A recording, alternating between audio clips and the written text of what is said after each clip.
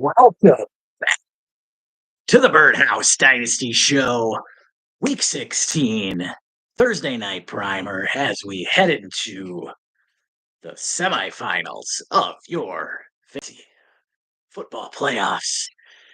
That's right, we've got the Chargers hosting the Broncos tonight to kick things off for Week 16. I'm going to dive into a little bit about each matchup this week, letting you know, guys who are hot or cold, maybe some injuries, maybe some injury decisions. You guys go ahead and fire away with any questions you've got. Start, sit, uh, trade questions if your league still does trading, waiver wire moves, possibly. Just any questions out there, go ahead and fire them my way. If you aren't able to get to them on the live feed, go ahead and throw them at buymeacoffee.com/Birdhouse Dynasty Show, or sign up for the Patreon at patreon.com/Birdhouse Dynasty Show. All right. So tonight we have Denver traveling to SoFi to take on Chargers. And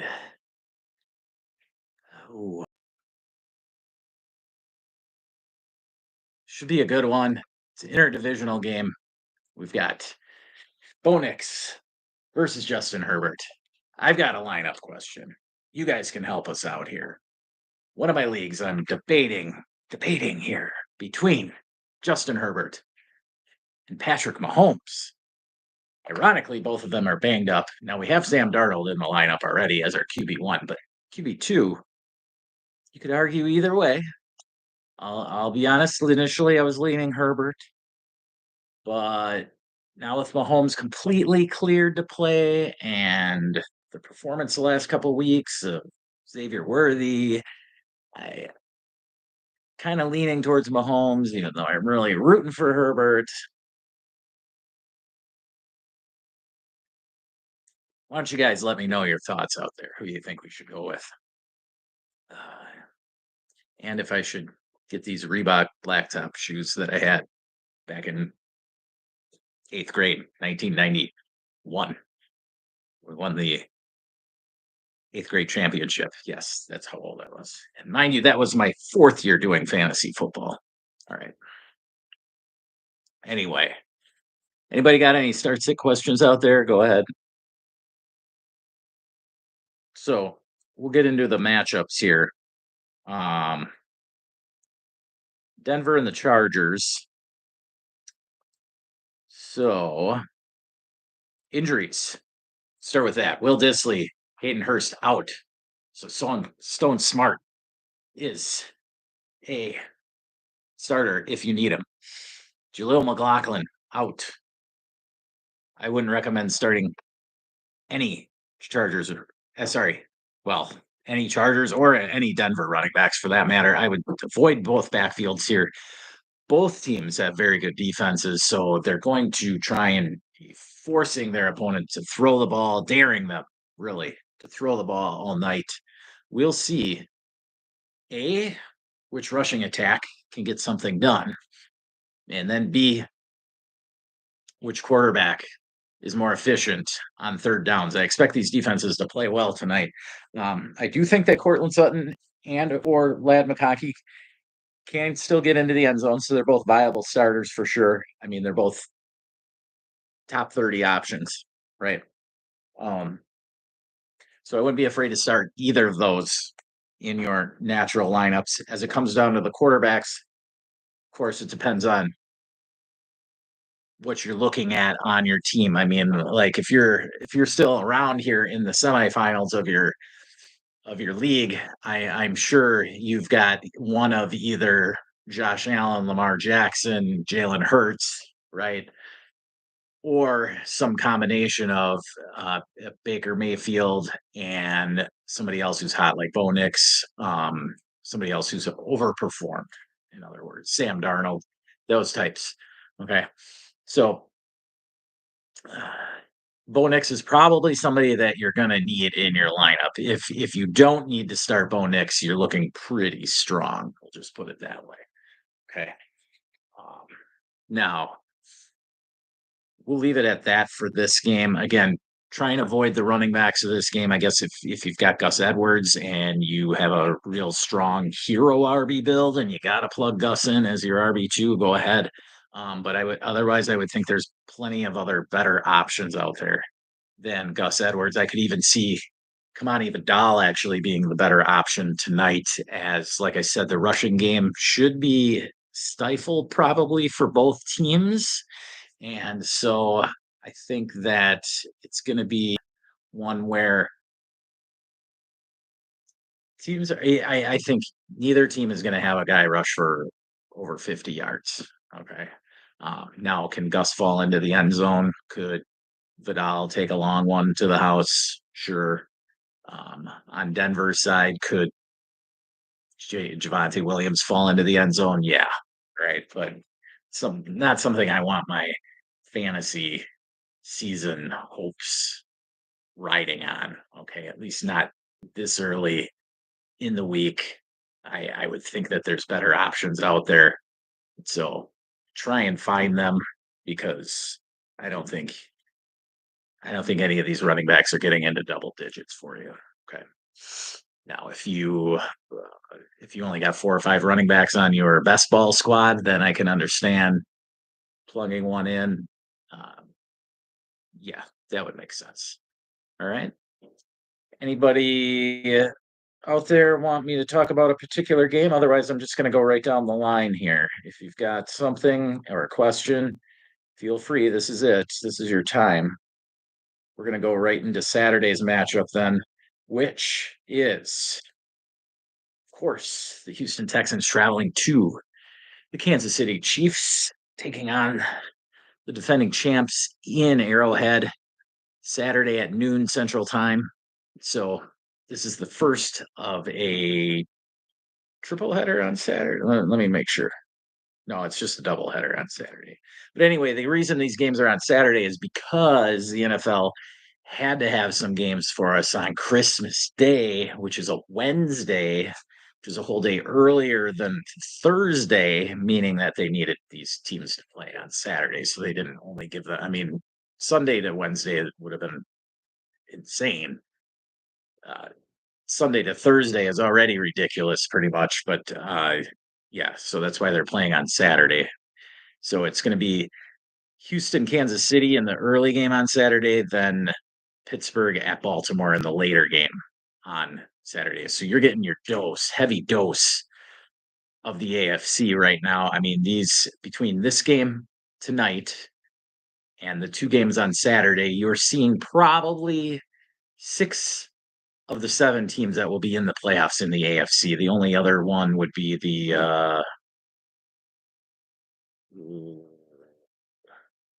who's the other team missing here? Oh, the Bills. Yeah.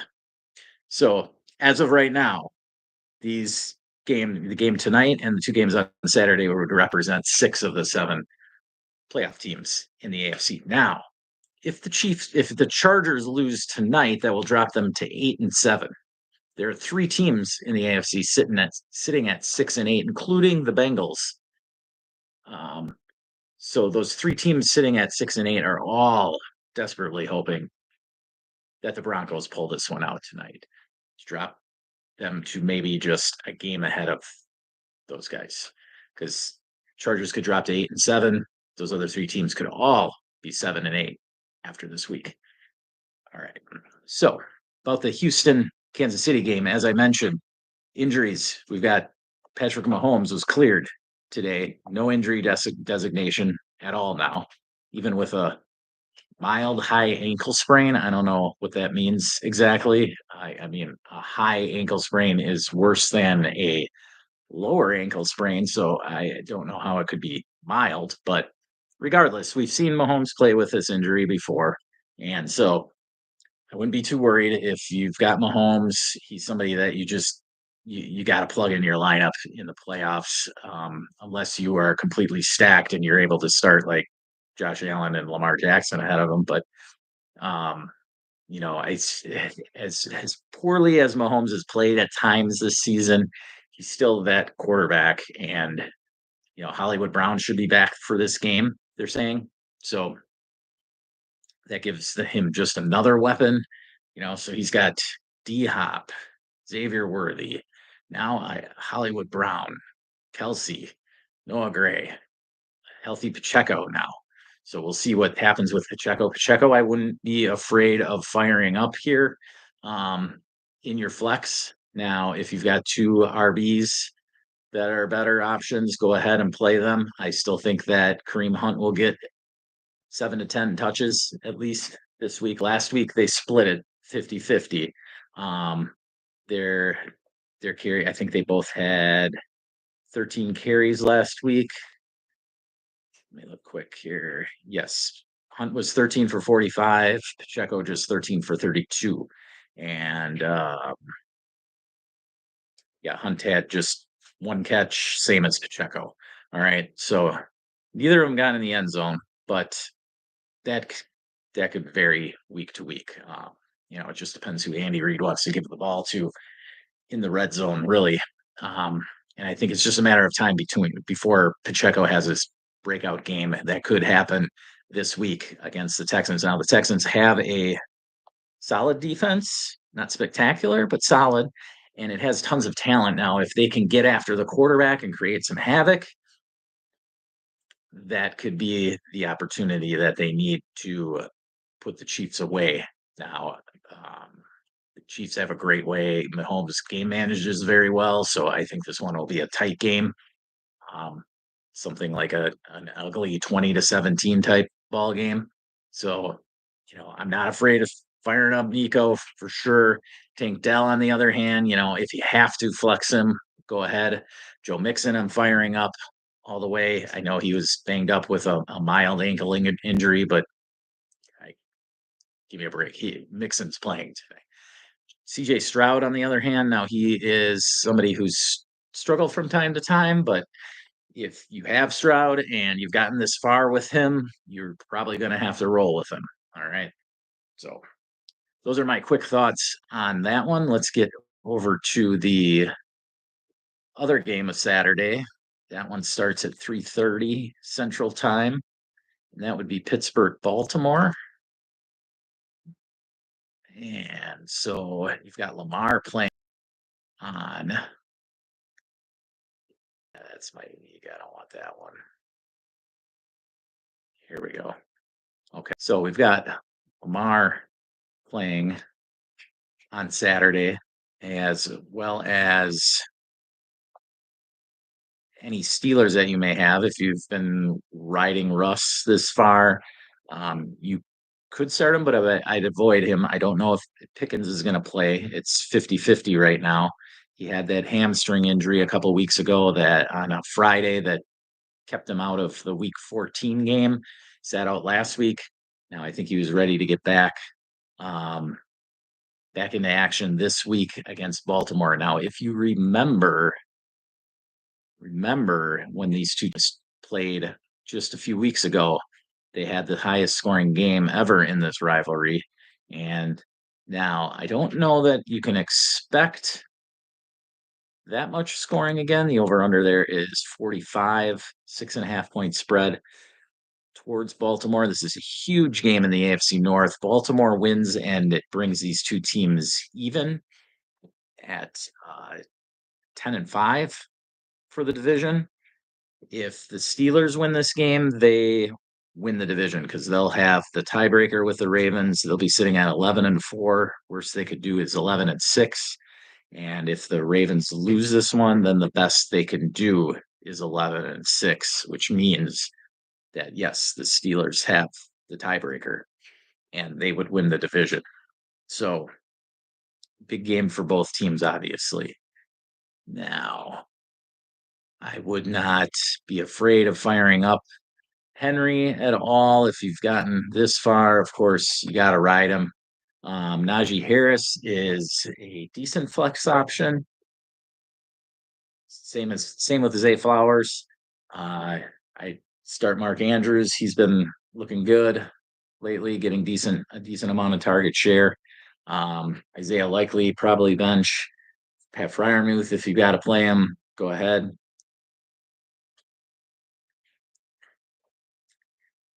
Any other shot? Bateman, definitely you could flex the way he's been playing the last couple of weeks. I don't know that Lamar throws for 5 touchdowns again this week, but with the amount of air yards Bateman has been getting, it's it's likely that he could score a long touchdown again in this one. All right. Let's just want to double check the injury report down here. Yes. Looks like I'm just going to check something else on Pickens here quickly for you guys. What he's listed at right now. Yes, Pickens has been ruled out now. Okay. So there you have it.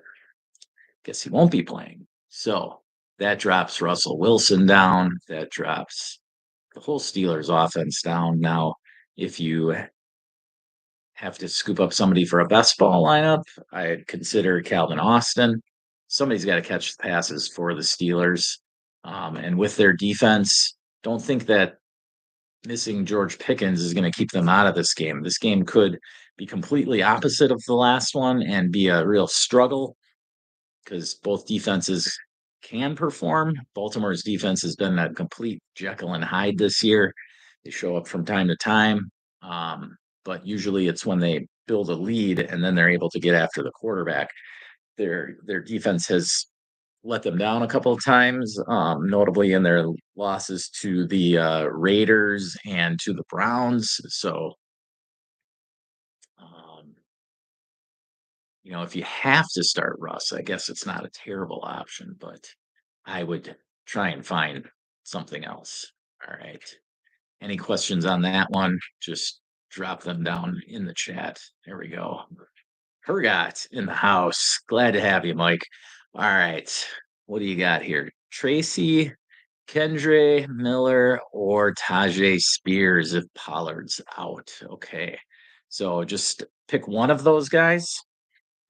All right. I know Tracy is questionable right now. I would expect him to play, but being questionable, I would probably, let's see. He was limited at practice today, Tracy, that is. Man, it's tough with Tracy because last week I started him in a couple of leagues and was disappointed. He just didn't get the volume receiving that I thought he would have. But with Kamara's injury, that brings Kendre Miller into the mix. And so the Saints are playing the Packers on Monday night. And I don't think that's going to be a great game script for Kendre Miller. And you also have Jamal Williams there, who's going to be fired up to play his old team, the Packers. So I think that Jamal Williams might get involved more than you think. And then you have Tajay Spears. Now, if Pollard's out, it leaves Spears and Julius Chestnut. So if Pollard's out, I would lean Spears here. Now, if Pollard plays, that drops Spears down, and I would probably lean Tracy as long as he's playing, just because of the receiving opportunities he can get. Kendre Miller, I just don't see the Saints getting a whole lot of red zone opportunities. I believe they're going with Spencer Rattler this week. But honestly, it really doesn't matter between Rattler or Hayner at the helm. The key is that it's not Derek Carr. And as we all know, Derek Carr was the king of the dump off, especially to Kamara. So if it's Rattler or Hayner, I believe it's Rattler again. I don't see Kendra Miller getting a whole lot of receiving opportunities or red zone opportunities. So I would steer away from Miller. Spears is who I would go with. Spears if Pollard's out. And we just had an update that Kenneth Walker was a full participant in practice today. So that's wheels up for the Kenneth Walker owners out there. Just in time for your semifinal playoff matchup against the Vikings this week. Seattle's home again against an NFC North team. We'll see if Seattle can bounce back this week against the Vikings. Vikings have sort of an up and down defense. They've been very strong for most of the season, definitely helping Sam Darnold get them to a 12-2 record. So, but regardless, I would be firing up Kenneth Walker for sure. I'm not going to sit him at this point in the year, especially when he's sat now a couple of weeks and has been waiting to play. So Spears, if Pollard is out. Otherwise, Tracy. There you go, Mike. All right. Let's move on to, we just started talking about Tracy.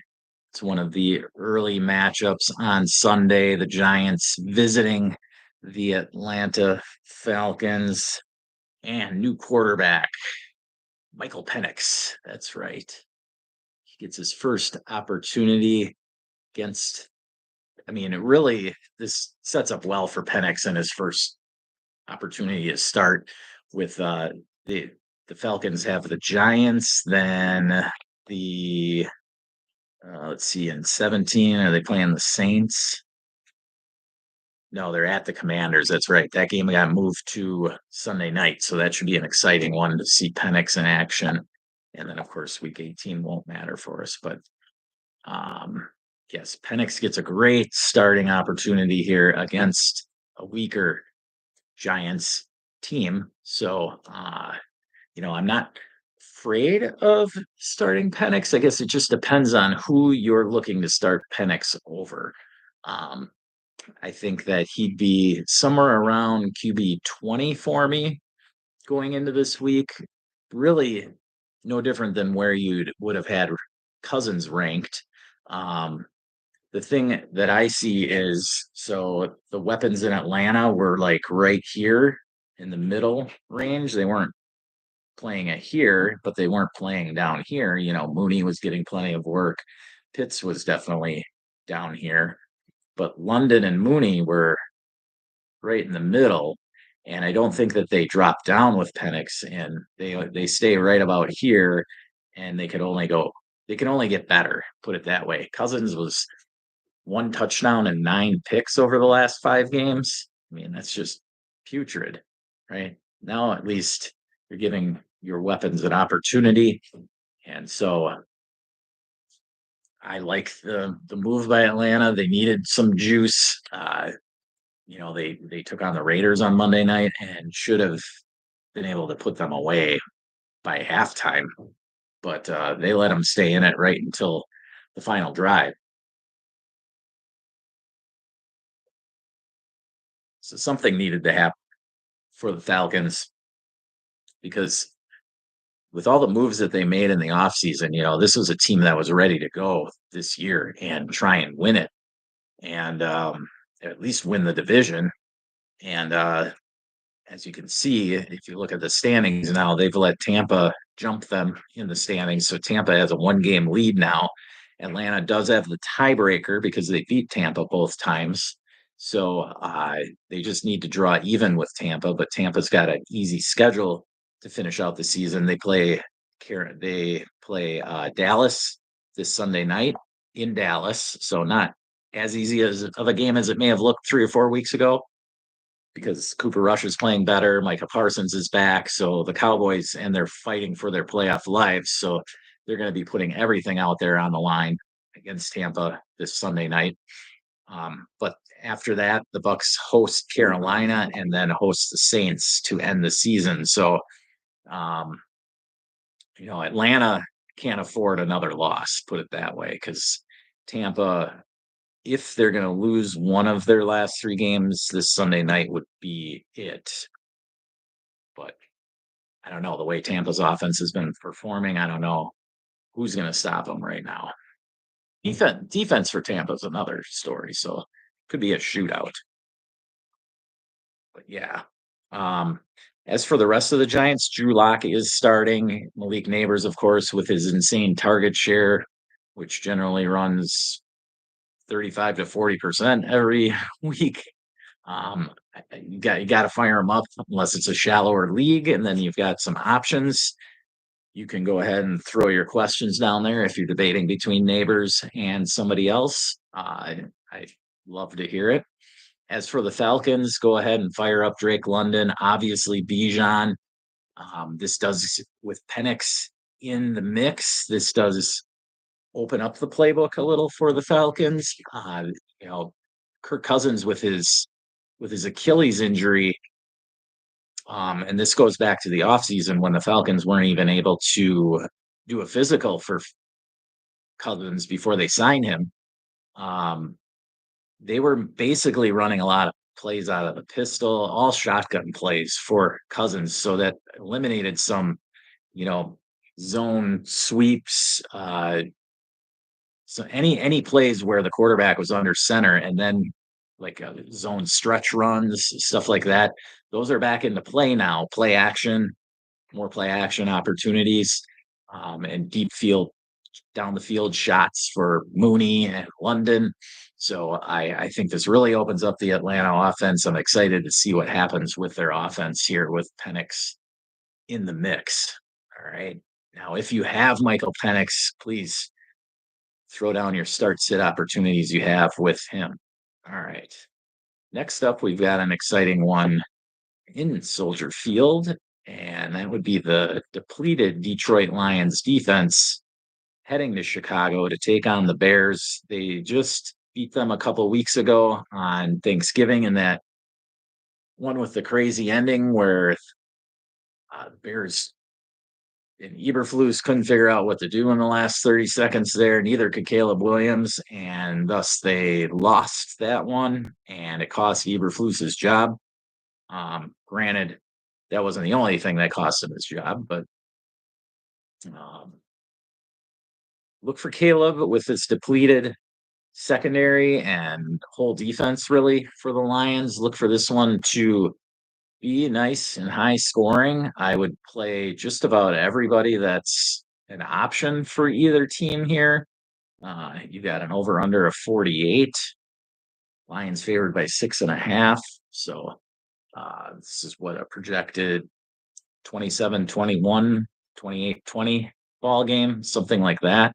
So yeah, I would be playing just about everybody in this matchup. You can start any of the three Bears top receivers. Cole Kmet comes into play on the Lions side, definitely. Amon-Ra, JMO, Laporte has been hot for sure. And then, of course, you have the monster now in Jahmyr Gibbs, who's going to get at least 80% of the work with David Montgomery being out. And now I know Montgomery's getting a second opinion on his MCL just to see if he is, they haven't put him on IR yet. So you can see there the injuries. Roshan Johnson, I don't know if he'll be back. He wasn't really an option. But DeAndre Swift, I wouldn't be afraid of playing either this week. Obviously, Goff is just on fire, and if you have to, I'm not opposed to playing Caleb Williams if you have to. I guess again, it depends on who you're debating between. Like if it's Caleb Williams versus Michael Penix, that's a tough one to decide between. But again, throw your questions down in the chat. If you've got Caleb Williams, I'm interested to see. All right. Next up on the slate for more noon games, we've got an exciting one in the AFC North, and that would be the other rivals, aside from the Pittsburgh uh,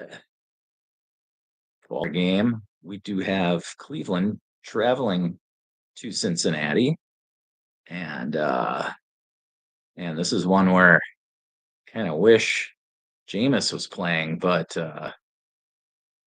they've already ruled him. Well, they've already benched him. He does have a quote unquote shoulder injury, but they've benched him because of a play, let's be honest. So Hergot here as a Lions fan giving some insight. Montgomery isn't going on IR now, rehabbing, and thinks he can come back during the playoffs now. Okay. Well, that's good to know. Um, didn't mean we already kind of knew that he wasn't going to be able to help us in the playoffs of our fantasy leagues, but that's good in the case of knowing that it doesn't sound like he really needs surgery. Now, I don't know. Maybe they went in and did a did a slight repair on it, and it was just like a partial tear to the MCL. I don't know the exact things on it. I'm not a doctor, but the fact that he might be able to return for their playoffs is definitely inspiring for the Lions. At least that's some good news on the injury front for the Lions. As for the Browns versus the Bengals, well, what can I say? When you got the Bengals defense involved in a game, you can expect points. And so I'd be on Cleveland's side. I'd be totally fine. Still start firing up Jerry Judy, even with DTR at the helm. Judy's probably, if you have him, he's probably a reason that you've gotten this far. So at least you could flex him. Um, the other options, Cedric Tillman, you see there, is still recovering from the concussion, and it doesn't show he's still just listed as questionable. And then you have Jerome Ford with Nick Chubb breaking his foot. You've got Jerome Ford ready to fire up on all cylinders. Go ahead and start Jerome Ford. He's a good pass catcher. If they get down in this one, he can get plenty of catches out of the backfield for you. I think he's got an easy path to a nice floor for you this week. And then if he falls into the end zone, even bigger things possibly for Jerome Ford. So shallower leagues, make sure you've checked your waivers already. I'm sure he's already been picked up as of Tuesday night, but um, yeah, don't be afraid to start Jerome Ford this week. For the Bengals, of course, you're starting Chase Brown, who's been tearing it up. Joe Burrow, Jamar Chase, T. Higgins, fire them all up. No questions asked. All right. Let's see if we've got some other questionable start sits here. Another divisional matchup here. Tennessee visiting Indianapolis, one of those 6-8 teams we talked about in the AFC. So must win for the Colts. Now Mason Rudolph is getting the start for the Titans, and Mason Rudolph has looked pretty solid in his limited action this season. He had a great game against the Lions, I remember. And this one has an over under 42.5. You can play Anthony Richardson, of course, with his rushing ability, but I would be sitting pretty much all of the Colts wide receivers.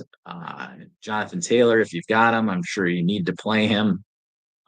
But depends on your other options. Again, like if you have Jonathan Taylor or Jerome Ford, that one actually is pretty tight. I would still probably start Jonathan Taylor in that one, but it's a tough call with JT.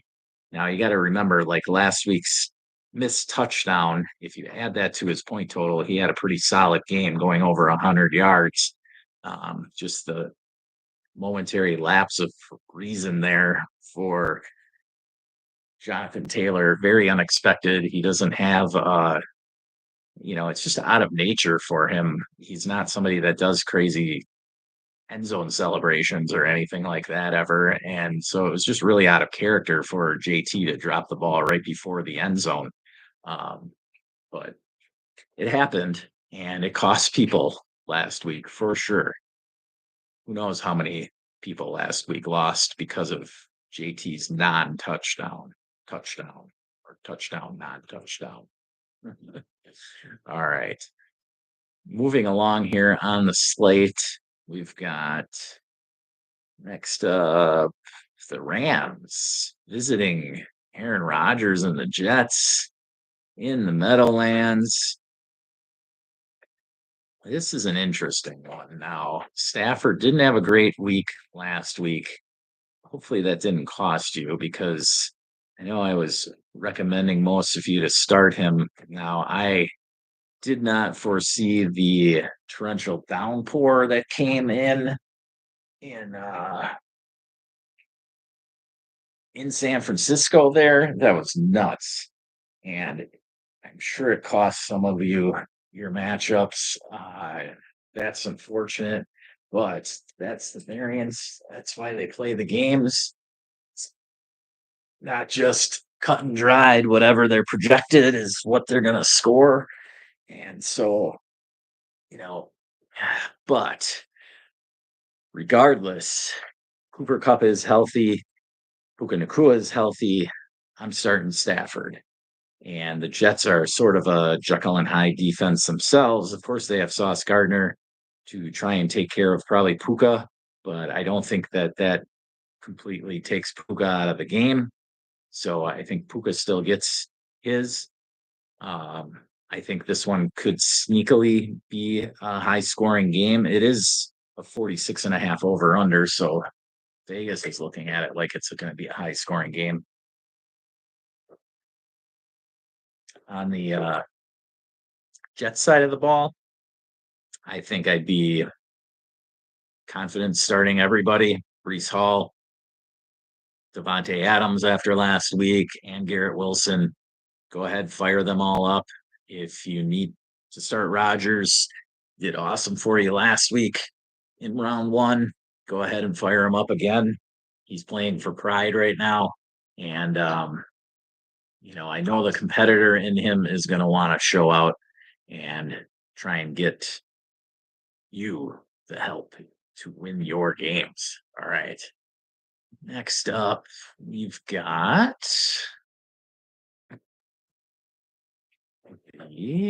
let's see what it done. All right. Here's a juicy one in the NFC East. That is the Eagles traveling to Northwest Stadium, take on Washington. Eagles favored 3.5, 45.5 over under. This one was pretty ugly game the first time. I believe that was on was it a Thursday night game? It's a Thursday night or a Monday night game. I can't remember exactly, but it was good 7 or 8 weeks ago. But this one really started the run for Saquon Barkley because this game was ugly early on. And then in the fourth quarter, Saquon just popped off a couple of huge runs, got him going on the streak that he's been on, where he's now potentially able to break the rushing record. So you can guarantee the Eagles are going to try and get him that if they can. Regardless of that, I'm still firing up AJ Brown and Devonta Smith, as well as Jalen Hurts, of course. For the Commanders, you can go ahead and start Jaden Daniels, Terry McLaurin. It's a tough matchup against the Eagles secondary, but even in tough matchups, McLaurin's finding a way to get things done. Like he did it against the Steelers secondary. He's just last week had 2 touchdowns. I mean, even when he's not getting the volume, like he's had games where he's had 2 or 3 catches and 2 touchdowns this year. So I'd probably be starting McLaurin. Of course, it depends on the options that you have out there. Zach Ertz is out, just so you're aware in this one. All right. Next up, we've got an interesting one here in Arizona and Kyler Murray traveling to Carolina to take on the Panthers. I'd be starting Kyler, can start Marv, obviously start McBride, James Conner, absolutely. For Carolina, start Chuba, and then you've got Bryce Young and Adam Thielen as other options for you. Uh, those would be, you know, QB2 option in Bryce Young, Adam Thielen, definitely a decent flex option here. Next up, we've got the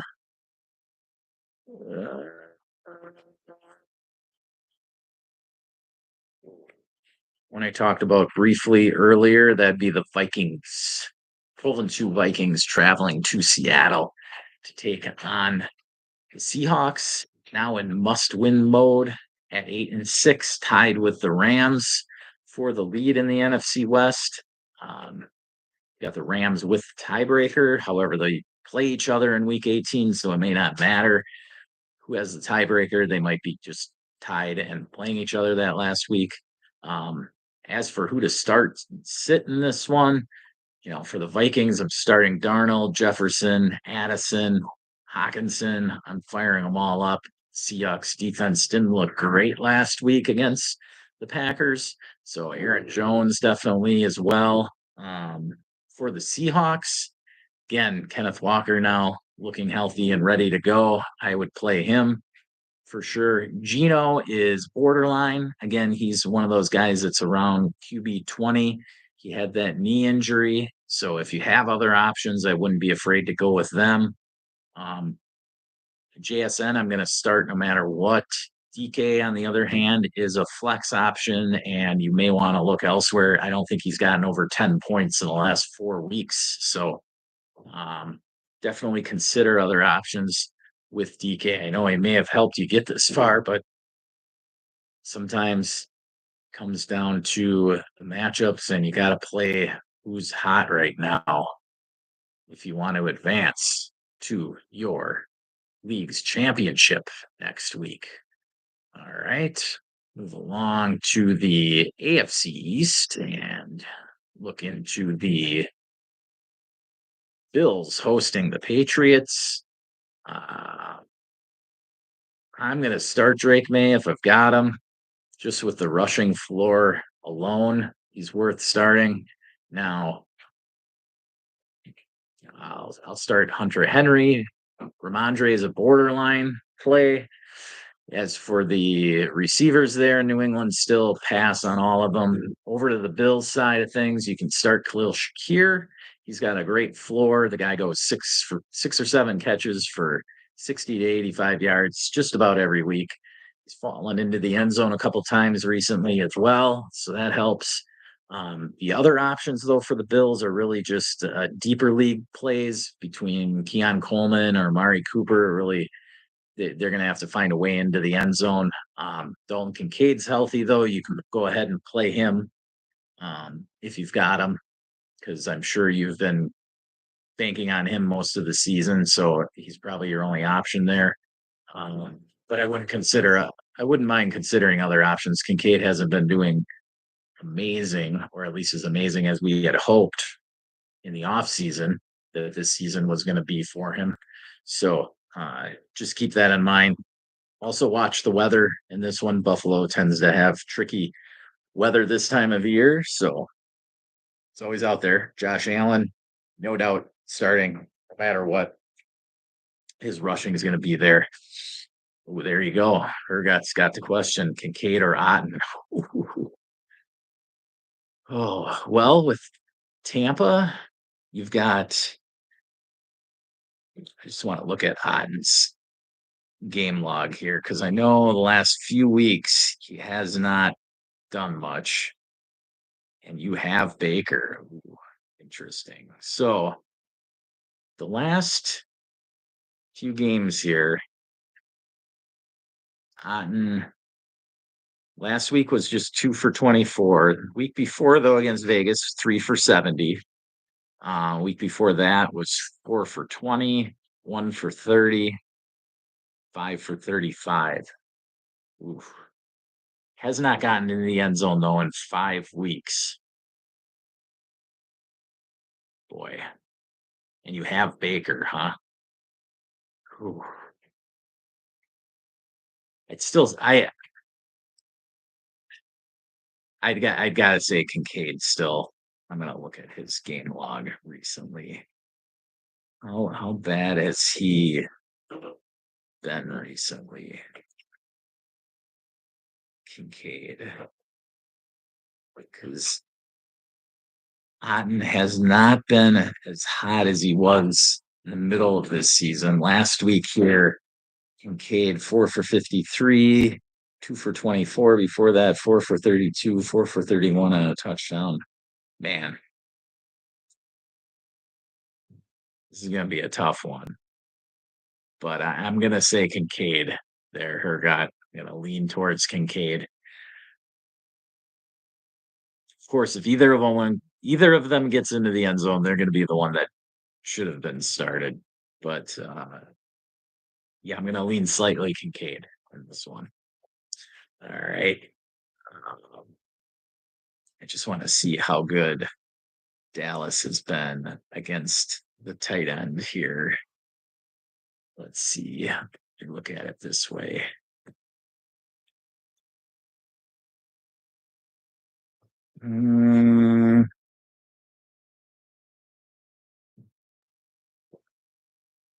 Look at it this way here.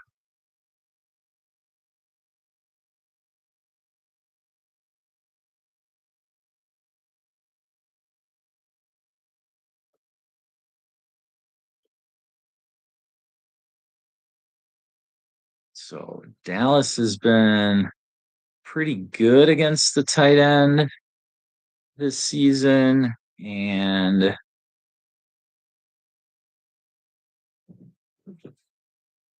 New England, Buffalo's opponent,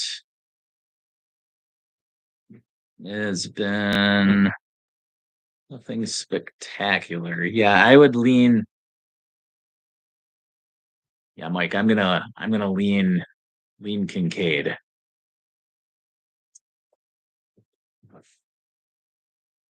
Yeah,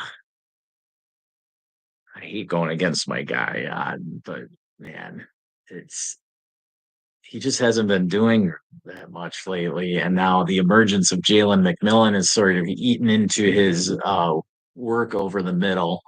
Plus, you've got the touches for Bucky and Rashad White. Yeah, I'm gonna stay with Kincaid on that one. All right. That was a tough one. Okay. Next up, just a couple more games to go over here. Got Jacksonville visiting the Raiders and just a disgusting matchup here. You can play Bowers in this one, and honestly, that'd be about it. I know Jacoby Myers for most of the season has been somebody you could flex at wide receiver, but with the way Desmond Ritter throws the ball, I wouldn't want my championship hopes riding on that if you've got other options. As for Jacksonville, obviously you can still start Brian Thomas for sure, but I'd lean away from ETN or Tank Bigsby if you can. I don't see too many teams that have ETN or have been riding ETN in the playoffs anymore. So, but yeah, and then when it comes down to Mac Jones or Desmond Ritter, I mean, they're complete desperation plays. Definitely would lean Mac Jones, but yeah, ugly game here. And we've got the Niners traveling to Miami, two teams on life support here, both at 6-8. Loser is effectively eliminated from any playoff hopes. And so this one, First of all, Isaac Guerrero was ruled out today. So if you've got Patrick Taylor, I would not be afraid to fire him up. It of course depends on who else your other options are, but he's really going to be the main guy getting work in the backfield for the Niners. And we all know that that guy, as we've seen this year, Jordan Mason, Isaac Guerrero, whoever's back there can get in the end zone and have 100 yards on any given week. Um, as for the rest of the Niners, Debo, you got to put Debo on the bench the way he's been playing. Juwan Jennings, I still wouldn't be afraid of playing, and of course Kittle, I would start. Purdy, I wouldn't be afraid to play at all in this one. It's not going to be, well, at least as far as we know, there's not going to be a downpour in Miami for this one. And for the Dolphins, Tua has been looking decent lately. Now, last week, Waddle had an off week, and I don't know if he's been ruled out yet, but I know that he was highly unlikely to play. He's still listed as questionable. He didn't practice today, so I would steer clear of Waddle if you've got other options for sure, even if he plays. Malik Washington comes into the mix. He had a 5 for 50. Tyreek Hill, though, rough one last week. He's been up and down. Of course, if you made it this far and you have him, it's tough to sit him. So, again, depending on how deep your league is, but I'm thinking you're going to have to play Tyreek if you've got him. HN is a must start for sure. Let's see. We've got the last one here to go over, and that would be the Packers hosting the Saints on Monday night. This one seems like a walk in the park for the Packers, but that's why they play the games. You never know. Now, you're starting Josh Jacobs for sure. I'd start Jordan Love. As for the Packers receivers, Watson and Romeo Doubs would be the ones I'd be looking at. Those have been the most successful guys over the last few weeks. There you can see Kamara's doubtful, so it's looking like wheels up for Kendre Miller. But like I said, Jamal Williams is still going to get a few touches, and I don't know that the game script's going to lean very well for the Saints here. Plus, I don't know that Rattler's going to dump off that many balls to Kendre Miller, who isn't obviously as good as a receiver as Kamara. So, as much as Kendre Miller looks like a real steal here as an option, I don't know. Look at your other options before you just plug Kendre Miller in there, hoping he's going to pull it out for you on Monday night. And then finally, we have the Bucks Cowboys, which is the Sunday night game. So we'll go back to Sunday night. And here, got to start Baker and Evans for sure. Evans chasing that 1,000-yard season. I'd start Bucky for sure. Rashad White as well as a decent matchup. Rico Dowdle I'd start. And of course, CD. Cooper Rush is right around that QB 20 range that we come into play with. So again, it just comes down to who you've got. And if you've got to start Cooper Rush, I wouldn't feel too bad about it. I mean, Tampa's one of the worst pass defenses in the league. I think they rank 31st. Herbert threw for a couple touchdowns and 200 yards last week. If you get 2 touchdowns and 200 yards out of Cooper Rush, sign me up. I got to play him. And that's what I get. That's what I'm really asking for. All right. So, any other questions? Otherwise, I'm going to let you guys get all settled in here. If you weren't able to drop them in the chat, you can always fire them my way at buymeacoffee.com/Birdhouse Dynasty Show or on my Patreon, patreon.com/Birdhouse Dynasty Show. Be sure to hit the like and subscribe, and I'll be back for more this weekend. Just remember, never stop working.